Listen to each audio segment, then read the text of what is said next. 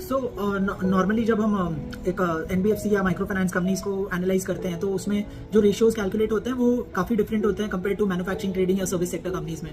तो one of the ratios that we will discuss today is the gross NPA ratio, जो one of the most important indicator है financial stability को evaluate करने का। So let's read the definition. Gross NPA measures a bank's total bad loans as a percentage of its total loans. सो इसका calculation ही इस तरह का है कि gross NPA divided by total portfolio. अब ये ग्रॉस एनपीए क्या होता है?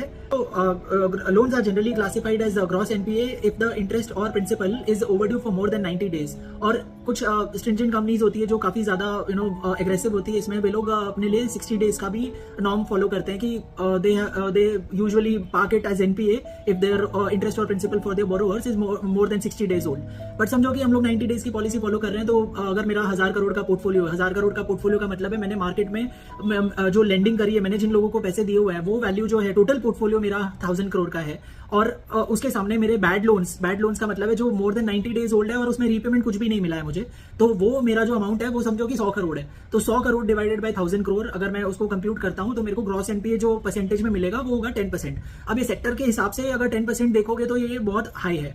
तो अगर आप पूछोगे कि भाई अगर ये फाइनेंशियल सेक्टर में इसके लिए एक नॉर्मली क्या ट्रेंड फॉलो होता है ग्रॉस एनपीए के लिए, तो आई वुड से कि भाई 2 to 3 टाइम्स देखा जाता है कि भाई नॉर्मली ग्रॉस एनपीए रहता है। ग्रॉस एनपीए जो भी आ रहा है आपका अपनी कंपनी को इवैल्यूएट करने में, उसमें हायर द बेटर नहीं होता है, लोअर द बेटर होता है। जितना आपका ग्रॉस एनपीए कम होगा उतना ज्यादा एफिशिएंट आपकी कंपनी है अपने कलेक्शंस में अपनी रीपेमेंट एबिलिटी को एफिशिएंटली डेमोन्स्ट्रेट करने के लिए वो रेशियो कैलकुलेट होता है। उससे पता चलता है कि भाई आपके bad loans as a percentage of total portfolio कितना है, तो जितना कम होगा उतना अच्छा है।